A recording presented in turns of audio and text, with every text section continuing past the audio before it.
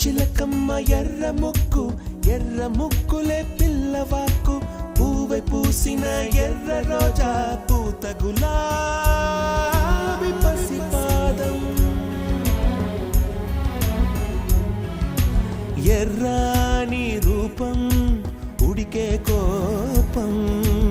ఎర్రాని రూపం ఉడికే కోపం సంధ్యావర్ణ మంత్రాలు వింటే ఎర్రని పంట పాదమంటే